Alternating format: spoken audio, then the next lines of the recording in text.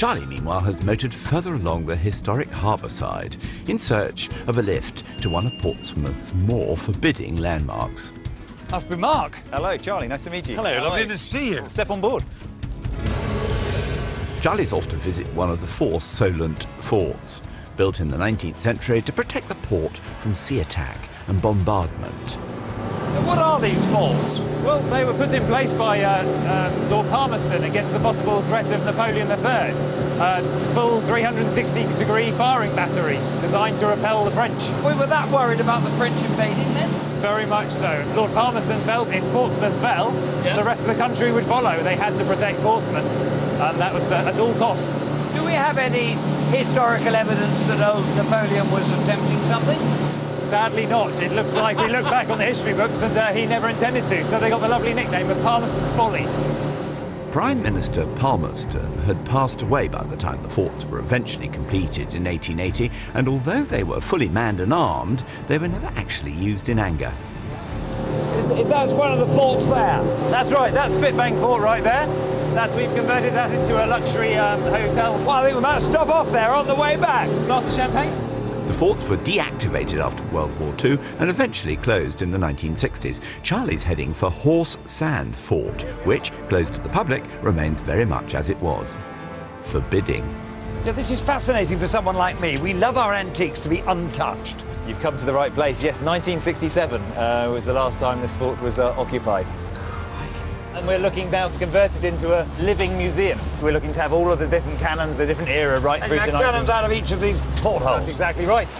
The fort, which cost £424,694 to build, was constructed like the others by means of gigantic carved granite blocks dropped directly onto the sandbank.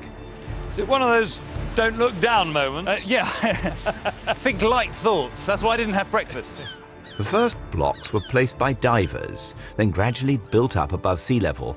It doesn't sound that firm a foundation, but they've not moved since. What's this, a storage tank of some sort? It's actually the front door. What? It's an iron door, over 15 feet thick. It's several tons, and it was designed to be rolled out and plug the door that we just walked through. Amazing! Do you know, in a funny sort of romantic way, it's rather a shame that Napoleon III didn't invade. Would have been nice to see. They had a lot of fun on here, wouldn't they? Yeah. They were certainly prepared, with artesian wells from which to draw water from beneath the seabed and a plentiful supply of fish. The fort, with around 600 men on 3 floors, even had the means to make small arms. We've actually got a set of the bellows brought across from Spitbank, but they are original. They're wonderful, aren't they? Fully working. Are they for sale?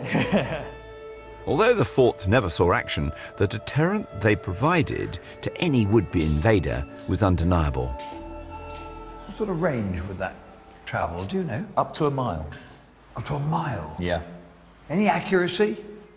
Pretty good, actually. They were rifled as well, so they would be able to keep that state. Yeah. And would they have been made on the fort as well? No, they wouldn't. They'd have been shipped over, because if you try and lift it, you can understand why. God, blimey! It is heavy. Deceptive, isn't it? You'd know if that hit you, wouldn't you? Yeah. Just designed to pierce and sink ships. That was it. There was no ballistics. It didn't explode on impact. It would just go straight through the hull and to the bottom of the sea. Yeah. And perhaps the best place to understand exactly how the forts were designed to protect the dockyard is from the roof. Wonderful, a roof garden. Because horse sand and the rest are just the most visible parts of the defences the Victorians cunningly devised. So the shipping going into the harbour goes there, does it? That's right. So they actually have to come round the fort this way. Yeah. Because, in fact, there's a submarine barrier. And those markers mark the submarine barrier? They do. Which is still there? That's right. At low tide, it's only about 6 foot beneath the surface. So if they tried to come in that way, submarine barrier would get them. That's right. And if they come in this way, they'd be shot to bits. Between the 2 forts. So you couldn't win, really, could you? Perfect location. Meanwhile, back on terra firma, Charlie's young rival is experiencing an altogether different version of life beside the sea.